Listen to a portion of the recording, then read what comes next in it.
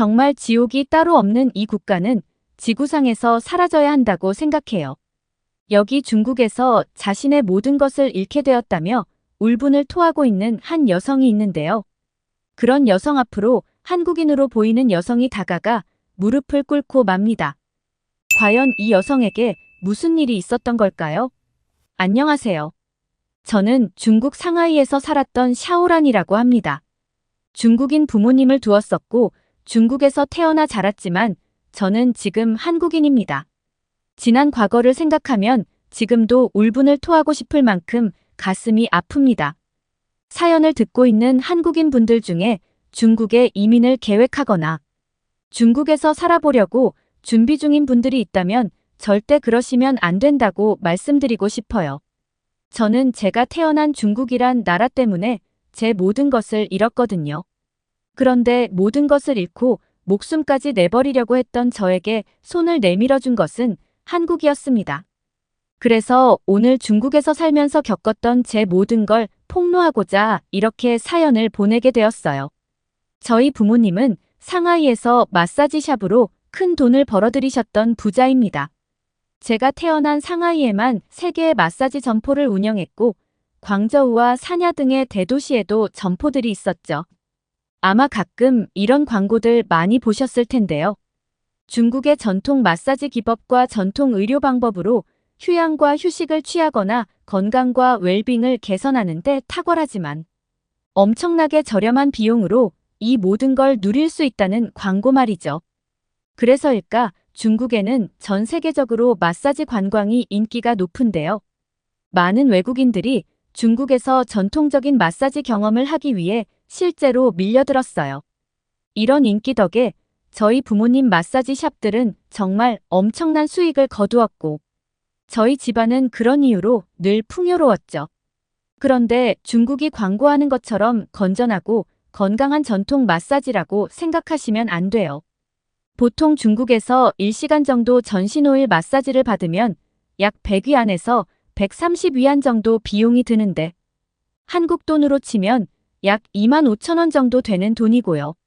모든 마사지 샵이 그런 건 아니지만 적어도 저희 부모님이 운영하던 마사지 샵의 주된 수익금은 전통 마사지가 아니었고 퇴폐 마사지였어요. 가게에 들어가면 누가 봐도 전통 마사지 샵처럼 꾸며져 보이겠지만 일반 마사지 이후 룸에 있는 커튼을 열면 또 다른 방이 나옵니다. 그 안에는 샤워 시설도 있고 침대가 있는 작은 룸이 또 하나 있죠. 영상을 보시는 분들 중에도 중국에서 마사지를 받아본 경험이 있는 분들이 있을 거예요. 처음에는 일반 전통 마사지를 하다가 중간쯤 되면 마사지를 하던 중국 직원이 은근슬쩍 팁을 요구하게 되는데요. 이때 팁을 주게 되면 일반 마사지가 끝나고 나서 마사지사가 그 커튼을 열고 데리고 들어가요. 어릴 때는 이런 사실을 전 몰랐었는데 나이가 들어 성인이 되고 부모님 마사지 샵을 갔다가 알게 된 사실이었어요. 한 번은 아버지 샵 직원들 전체가 회식을 한 날이 있었는데요. 그때 저희 가족들도 참석을 했던 적이 있거든요. 그날은 저희 부모님도 기분이 좋았는지 술을 많이 드셨었고 가게를 통째로 빌려 좋은 음식들과 술을 잔뜩 들여와서 부모님 전 직원들도 모처럼의 여독을 풀었었는데요. 직원들의 회식 술안주의 화두는 당연히 마사지 샵을 찾는 외국인들에 대한 이야기가 많았어요. 히히덕거리며 나 어제 12탕 뛰었잖아. 힘들어 죽는 줄 알았다니까. 또 어떤 직원은 미국 남자들은 몸이 어찌나 큰지. 마사지하고 나니까 온몸이 아프더라. 등등의 온갖 이야기들이 나오더라고요. 그래서 제가 어느 국가에서 마사지를 받으러 가장 많이 오냐고 제가 물어봤었는데 제일 많이 오는 나라는 일본이라고 하더라고요. 그런데 일본인들은 다들 변태 같은지 자꾸 이상한 걸 요구해서 기분 나쁠 때도 많다고 하면서요. 중국을 가장 많이 찾아오는 관광객 비중도 일본이 1위로 제일 많아요. 2위가 미국이고 한국은 3위인데요. 옆에 있는 직원이 마사지 샵에 오는 10명 중에 5명은 자국민이고 4명이 일본인, 미국인은 1명 정도 비중으로 온다고 보면 된다더라고요. 그러면서 가끔 한국인들도 오지만 흔히 보기는 어렵다며 말하고 있었는데 또 다른 직원이 그 말을 끊더니 한국인들이 무슨 돈이 있어서 마사지를 받으러 오겠냐면서 마사지 샵에 와도 나는 가난해서 팁 줄 돈도 없지 싶어 요구 자체도 안 한다더군요. 그런데 다들 신나서 떠들고 있는 와중에 회식 자리. 모퉁이 끝에 한 직원이 풀에 죽은 듯 울상을 하며 앉아 있었는데요. 왜 그런지 궁금해서 다가가 무슨 일 있는 거냐며 물어봤었는데 입을 다문 채 아무 말도 안 하더군요. 아무래도 제가 마사지샵 사장님의 딸이라는 걸 알았기에 더욱 그런 것 같기도 했어요. 궁금한 건 못 참는 성격이라 그 직원을 데리고 가게 밖으로 나가서 다시 이야기를 했었는데 저는 정말 여기서 충격적인 소리를 듣게 되었죠.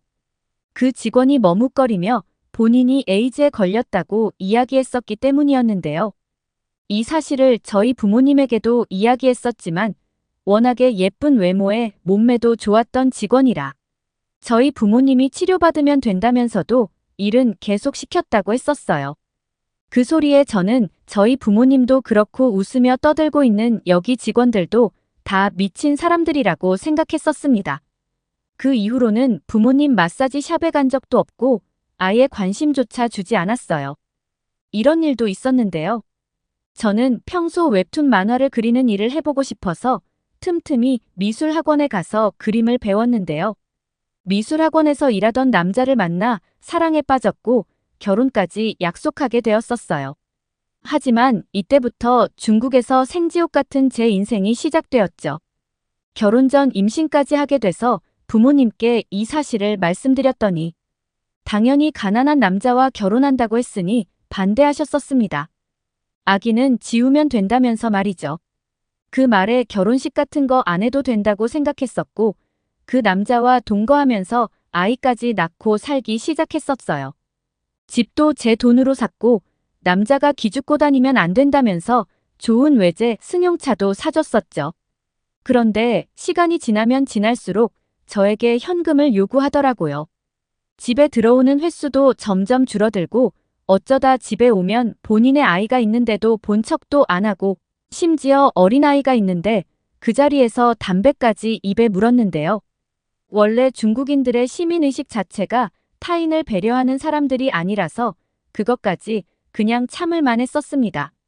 중국인들이 지극히 개인주의 사상을 가진 성향이 강해서 배우자도 결국은 남인 거고 자신의 아이도 남인 거거든요. 그렇게 가끔 집에 오면 뭘 해야 한다, 어쩐다 하면서 저에겐 돈만 요구만 해대길래 저는 이렇게 이야기했어요.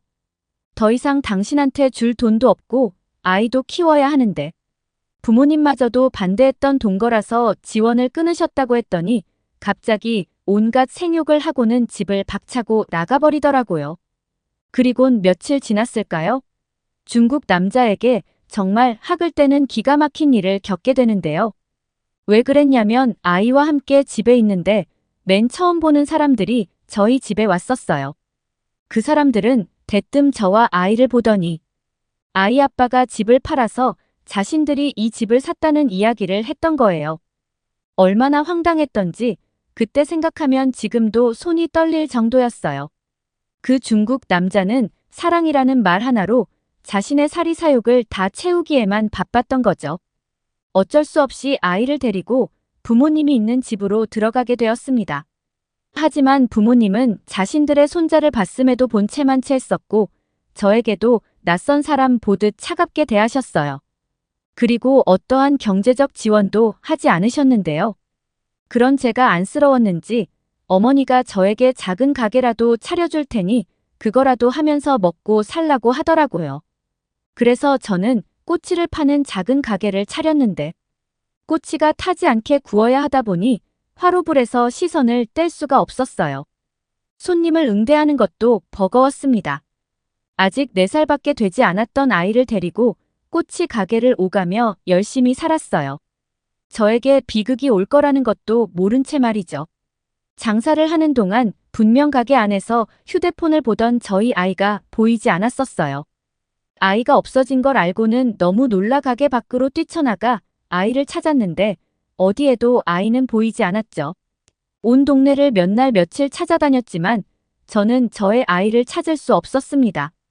아이를 다시 만나게 된 건 정확히 9일이 지나서였어요. 다시 만난 저의 아이는 싸늘한 시체였습니다. 동네 길가에 맨홀이 열린 차에 방치되어 있던 곳에 아이가 빠졌던 거고 그대로 9일 동안 발견되지 못한 채 그 안에서 죽음을 맞은 거였어요. 그 어둡고 캄캄한 곳에서 엄마를 얼마나 찾았을까 생각하면 온몸이 부서질 것 같은 아픔이 제 가슴을 칩니다. 저는 확신해요. 분명 그곳을 지나며 저희 아이가 맨홀에 빠진 걸 봤던 사람이 있었을 거라고 말이죠. 상대에 대한 배려 따위도 없고 누구를 도우려는 시민의식 자체가 없는 중국인들이 원망스러웠고 중국이란 나라 자체가 싫었어요. 더 황당하고 기가 찬 건 저희 부모님이었는데요. 그래도 자신들의 손자인데 손자의 죽음에도 아랑곳하지 않고 슬픔에 빠져 지내던 저에게 아버지는 충격적인 말까지 하더라고요. 그러게 쓸데없이 동거는 왜 하고 애는 왜 낳았었냐면서 맨날 집에 처박혀서 신세에 한탄만 할 거면 자기 마사지 가게에 와서 몸이나 팔라는 게 아니겠어요. 그 말에 더 이상은 못 참겠다 생각돼서 그날 밤 부모님이 자고 있는 방에 몰래 들어가 귀중품들과 현금들을 챙겨서 집을 나왔습니다. 집을 나와 중국의 거리를 마주하게 되었는데 머리가 띵해지면서 하염없이 눈물만 흐르더라고요.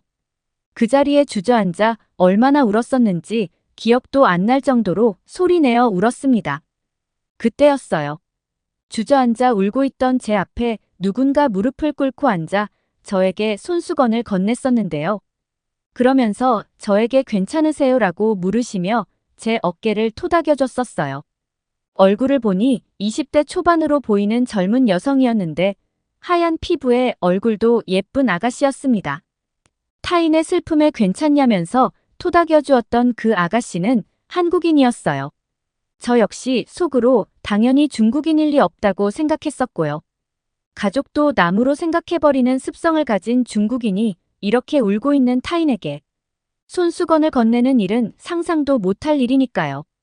이 한국인 아가씨는 한국에서 피아노를 치는 음악가였는데 문화 교류를 위한 작은 콘서트 행사가 있었고 공연을 위해 중국을 방문했었다고 했었어요.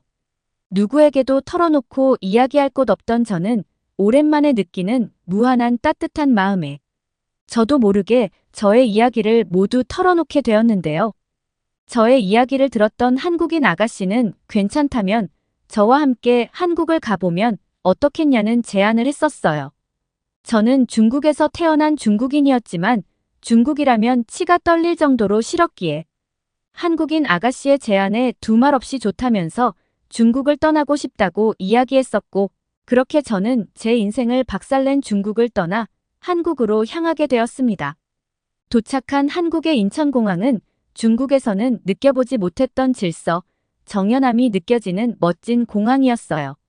중국의 공항은 근처에만 가도 벌써 욕설을 하며 싸우고 떠나가라 고함을 질러대는 중국인들과 공항 로비에서 이것저것 얼마나 주워 먹는지 공항 바닥에 먹다 남은 과자들과 쓰레기들이 나돌았고 난장을 피는 중국인들도 많이 있는데요. 한국은 공항 내부에서 은은하게 들리는 클래식 소리와 너무 좋아 보이는 사람들의 친근하면서 나지막한 작은 대화 소리가 다였어요. 공항에는 젊은 한국인 아가씨의 부모님으로 보이는 분들이 마중을 나와 있었고 저의 이야기를 부모님에게 전화로 했었는지 한국인 중년 부부분들은 이미 저를 알고 있더라고요. 저를 보더니 한국인 아가씨의 어머니로 보이는 분이 다가와서는 안아주었는데요. 마음고생 많이 했다면서 자신의 집으로 가자고 이야기해 주셨었습니다. 그분의 품에 안겼을 때 절 낳아주었던 부모님에게서도 느끼지 못했던 온화하고 시간이 멈춘 듯한 기분을 느꼈었어요. 저에게 한국에 가자고 이야기해 주었던 한국인 젊은 여성의 이름은 이민정이라는 예쁜 아가씨였어요. 민정 씨의 집으로 가는 차 안에서 한국의 도시를 가만히 바라보게 되었는데요. 제가 태어난 나라도 아니고 단 한 번도 와보지 않았던 다른 나라였는데 한국의 거리와 도시를 보면서 왜 주책맞게 계속 눈물이 나는지 모르겠더라고요. 차 안에서 훌쩍거리면서 창문을 바라보고 있던 저의 손을 옆에 있던 민정 씨가 꼭 감싸주면서 아무 말하지 않고 함께 창문을 바라봐 주었어요. 그날 밤 민정 씨의 집에서 맛있는 한국식 저녁 식사를 하고 많은 이야기를 나누었는데요. 민정 씨가 중국어를 제법 할 줄 알았던 터에 부모님과의 소통에도 큰 문제 없이 이야기를 할 수 있었습니다.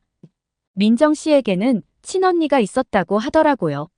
하지만 2년 전 교통사고로 세상을 떠났고 아직 그 빈자리와 슬픔에 민정 씨, 부모님분들도 민정 씨도 마음이 아물지 않았다는 걸 느낄 수 있었어요. 그 이야기를 듣고 나니 세상을 떠난 제 아이가 생각나서 저도 민정 씨 가족도 눈시울을 붉혀야 했었습니다. 민정 씨 부모님은 당장 지낼 곳이 없을 테니 필요한 만큼 자신들의 집에서 지내도 좋다고 이야기해 주셨는데요. 제가 살던 중국과는 전혀 다른 한국의 모습과 한국인들의 따뜻함에 다시 태어난 기분이 들었습니다. 중국에서는 배려라는 단어 자체가 생소할 정도로 정말 이기적이고 개인적주의 사상이 깊은 나라예요. 오죽하면 중국에서는 중국에서 사람 소리 들어가면서 살아남으려면 완전한 자기 위주 사상이 뿌리 박혀야 한다는 이야기가 있을 정도거든요. 조금만 타인이 거슬리는 행동을 해도 온갖 성질을 부릴 대로 다 부리고 막무가내로 하는 터에 두 손 두 발 다 들어야 하는 경우가 많습니다. 중국 사회의 도덕성은 타국에서 방송으로 언급할 정도로 몰락했고 밑바닥을 넘어서 거의 붕괴 수준에 이르러 있어요. 13억 인구라는 인파 속에 정말 별의 별 사람들이 다 있다 보니까 중국에서 살려면 정말 못 볼 거 다 볼 마음 먹고 지내야 간신히 정신은 부여잡을 수 있죠. 그런데 낯선 타국인 한국에서 태어나 단 한 번도 느껴보지 못한 가족이라는 구성체의 온기를 느끼게 된 거예요. 지금 제가 한국에 살게 된 지도 벌써 2년이 다 지나가고 있습니다. 어느 날은 민정 씨 부모님에게 오랜 시간 괜히 제가 민폐를 끼치는 건 아닐까 싶어 직장도 구했으니 나가겠다고 이야기한 적이 있는데요. 제 이야기를 들었던 민정 씨는 무슨 말이냐면서 하늘로 세상을 떠난 언니가 자신을 대신해 다른 언니를 하늘에서 이렇게 보내줬는데 왜 집을 나가겠다는 거냐며 그러지 말라고 말리더라고요. 민정 씨 부모님도 민폐라고 생각한 적 없다며 나가지 말라고 하셨어요. 낯선 외국에서 온 동양인 여자를 가족처럼 아껴주고 대해주는 한국인들의 성숙하고 따뜻한 마음에 무한한 감사와 존경심이 드는 순간이었어요. 이후로 이제는 민정 씨도 저를 친언니처럼 생각하고 있고 민정 씨의 부모님도 저를 자식처럼 아껴주고 생각해주고 계세요. 중국에서 생지옥 같은 삶을 겪었던 상처도 한국에 지내면서 아물기 시작했습니다. 한국에서의 삶은 그야말로 천국과 같았는데요. 한국은 길거리에서 파는 음식들도 매우 위생적으로 관리하며 판매하고 있었고 사람들이 음식을 먹고 난 뒤에도 주변을 정리하고 나가는 한국인들의 성격 탓에 휴지 조각 하나 없을 만큼 깨끗했었어요. 중국에서 파는 길거리 음식들은 정말 위생 상태가 최악이거든요. 혹시 중국을 가셔야 하는 분들이 있다면 길에서 파는 탕후루를 한번 사보시면 제가 왜 이런 이야기를 하시는지 알 거예요. 탕후루 겉에 먼지가 얼마나 많이 붙어 있는지, 심지어 과일에 곰팡이가 파랗게 서려 있는 것들도 종종 볼 수 있죠. 한국은 또 어디를 나가도 뭔가 정리가 잘 되어 있다라는 생각을 가질 수 있었어요. 도로를 나가도 교통 질서가 매우 잘 지켜지고 있었고 무단횡단을 하는 사람도 보기 어려웠으며 혹여라도 도로에 사람이 있으면 속도를 줄이고 멈춰서 사람이 도로에서 벗어날 때까지 움직이지도 않더라고요. 중국은 무조건 사람보다 차가 먼저라고 생각하고 있는데요. 근데 더 웃긴 건 운전하지 않는 사람들은 또 차보다 사람이 먼저라고 이야기하거든요. 그러니 도로만 나가면 사람이고 차고 서로 자기가 먼저라면서 들이대다 보니까 중국의 도로는 그냥 아비규환이 따로 없어요. 그런데 한국은 이런 교통의식 수준에서도 정말 선진국다운 면모를 보이고 있던 거였죠. 어느 날은 정말 한국에서 너무 큰 충격을 받아서 놀랐던 적이 있었는데요. 생전 태어나 이런 걸 두 눈으로 본 적이 없던 광경이라 보면서도 제 눈을 의심할 정도였던 적이 있었어요. 비가 내리는 어느 날이었는데요. 오전에 민정 씨 어머님과 치과에 들렀다 다시 집으로 돌아가는 길이었어요. 도로에는 빗길에 차량들이 서행을 하며 오가고 있었고 저는 어머님과 이런저런 이야기를 하면서 걷고 있었어요. 그때 도로에 흙을 싣고 있던 화물. 트럭 한 대가 신호 정지를 하려다 빗길에 미끄러졌는지 굉음을 내며 멈춰섰었는데요. 다행히 충분한 차량 거리 확보를 했었고 빗길이라 서행으로 운행하던 트럭이어서 사고는 나지 않았었지만 화물칸에 실려있던 흙이 일부 도로로 쏟아졌었어요. 땅으로 떨어진 흙은 비가 내리는 도로 위여서 금방 모두 다 물에 젖게 되었고 누가 봐도 도로를 지나던 차량을 저 흙 위를 밟는다면 자칫 사고가 날 수 있을 거라는 생각이 들었었어요. 그런데 정말 놀랍게도 중학생 정도로 보이는 한국인 여학생들 4명이 차량이 지나다니지 않는 틈을 타 도로 옆에 있던 공원 안에서 비치되어 있던 빗자루를 가지고 나와서는 도로에 떨어진 흙을 쓸기 시작했던 거였죠. 한 친구는 우산을 들고 빗질을 하는 게 불편했는지 그냥 비를 맞아가면서도 도로를 쓸더라고요.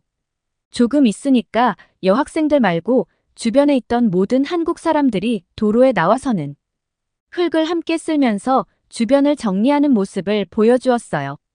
제가 그 모습에 너무 놀라서 한참을 입도 다물지 못한 채 멍하고 서서 바라보고 있었습니다.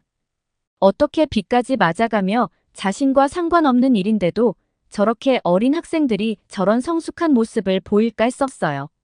차가 다니는 도로 위라서 자칫 위험할 수도 있을 일인데 말이죠.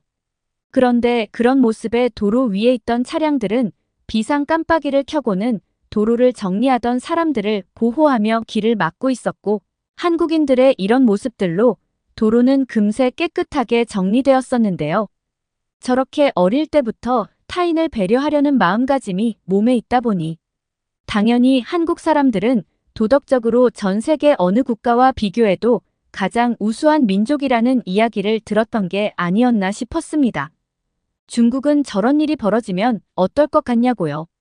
아마 중국에서 지금과 같은 상황이 벌어졌으면 그러거나 말거나 누구 하나 신경도 쓰지 않았을 거예요. 그 전에 아마 빗길에 차량 거리 유지도 안 하고 내달리다 앞차와 부딪혀서 사고가 크게 났을 겁니다. 그 모습을 보고 나니까 그때 순간적으로 중국을 가야겠다는 생각이 갑자기 들었었는데요. 그날 밤에 온 가족이 함께 식사를 하던 자리에서 저는 잠깐 중국에 좀 다녀오고 싶다고 이야기했었어요. 제 이야기를 듣고는 민정 씨와 부모님은 갑자기 중국을 왜 가려는 거냐고 물어보셨는데요. 사실은 진작부터 혼자 머릿속으로 계획하고는 있었지만 한국에서 자리 잡으면서 이런저런 일들을 하느라 시간을 잡지 못하고 있었어요. 그런데 낮에 어린 학생들을 보다가 하늘로 간 제 아이가 생각나서였죠. 저는 민정 씨 부모님께 어린 나이에 세상을 떠나야 했던 아들을 만나고 오고 싶다고 이야기했습니다. 민정 씨 부모님은 우리 모두 함께 중국을 다녀오자고 말씀하시더라고요. 하늘로 떠난 아이가 오랜만에 엄마를 만났는데 쓸쓸하게 외톨이로 찾아가면 하늘에서 지켜보던 아이도 마음이 좋지 않을 거라면서 새로운 가족이 생겨 누구보다 행복하게 지내고 있는 모습을 우리 모두 함께 가서 아이에게 보여주자는 거였어요. 그 말씀에 눈물이 한없이 흐르더라고요. 전혀 생각하지도 못했던 제안에 어떻게 한국인들은 세상을 떠나 하늘로 간 아이에게까지 이런 배려를 보일 수 있는 걸까?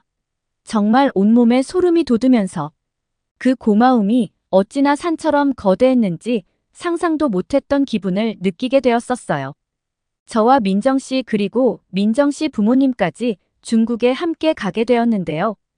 몇 년 만에 다시 밟은 중국은 그때나 지금이나 별반 다르지 않은 모습을 하고 있었습니다. 공항 곳곳에 온갖 쓰레기들이 널브러져 있었고 서로 입출국을 먼저 하겠다면서 새치기 하고 싸우고 고함 지르는 중국인들의 모습까지 제가 중국을 떠나던 그날을 다시 재현이라도 하는 듯 똑같았어요. 그 모습에 민정 씨 부모님도 많이 놀랐는지 얼른 공항을 벗어나자고 하시더라고요. 하지만 공항 밖이라고 이런 지옥 같은 모습에서 벗어날 수는 없었죠. 공항을 나서자 도로에 크락션을 울려대는 차량들과 무단횡단을 일삼는 사람들까지. 중국에서 자란 저도 귀가 멍멍할 정도로 정신이 하나도 없었는데요. 민정 씨 부모님도 이런 아비규환 속에 조금만 어디서 쉬었다가 가자고 하셔서 가까운 카페에 들어가 커피를 마시게 되었습니다. 하지만 커피숍도 시끄럽긴 매한가지이긴 했지만요. 카페에서 아이를 보낸 곳을 갈 차편을 예약하려던 그때였어요. 누군가 절 보고는 다가와 인사를 했었는데요. 처음엔 저도 누군지 몰라서 당황해하다가 자세히 보니 예전에 부모님 회식 자리에서 웃고 떠들던 직원이더라고요. 그 직원은 저에게 제 부모님 어떻게 지내고 있냐고 묻길래 그 말에 저는 아니 함께 마사지 샵에서 있는 거 아니냐고 오히려 반문했더니 부모님 운영하던 마사지 샵에 에이즈가 온 점포에 나돌아서 모두 다 운영 중지되었고 에이즈가 돌았던 마사지 샵으로 소문이 나면서 가게를 모두 접게 되어 자신도 그만둔 지 오래되었다고 하더라고요. 그 말을 듣고 저는 그래도 절 낳아준 부모님이라고 걱정은 살짝 돼서 전화를 했었는데요. 몇 번을 전화해도 전화를 받지 않더라고요. 그 모습에 민정 씨 부모님은 그러지 말고 전에 부모님이 사셨던 집에 함께 같이 가보자고 하셨었고 저희는 그렇게 예전에 제가 지냈던 부모님 집으로 가게 되었었는데요. 하지만 도착한 집에서 저희는 부모님 대신 낯선 사람들은 만날 수 있었고 이미 오래전에 그 집은 팔려서 주인이 바뀌었고 전에 살았던 저의 부모님의 행방도 알 수 없다는 이야기를 전해 들을 수 있었어요. 그 이후로도 지금까지 절 낳아준 부모님과 연락이 닿지 않고 있고 저도 일부러 찾으려 애쓰지 않았습니다. 저희는 제 아이를 하늘로 보냈던 중국의 동해라는 바다로 갔습니다. 중국의 동해는 제가 지냈던 상하이에서도 400km나 떨어져 있는 먼 곳이었는데요. 최대한 아이와 함께 지냈던 곳에서 일부러 먼 곳으로 가서 아이를 보냈기 때문이었어요. 아무도 저희 아이에게 손을 내밀어 주지 않았던 그 동네와 그 중국 사람들을 기억하지 말라는 생각에서였기 때문이에요. 저는 한동안 바다를 바라보면서 지난 날을 회상했고 지금 제 옆에 있는 한국인 가족분들을 진짜 제 가족이라고 생각하고 더 이상 중국인이 아닌 한국인으로 남은 삶을 살 거라 다짐했습니다. 하늘로 떠난 아이에게 음성 편지를 보내고 싶어서 함께 동봉해서 보내주셨었는데요. 천국에 있을 샤오라님의 아이에게 이 메시지가 잘 전달되길 바랍니다.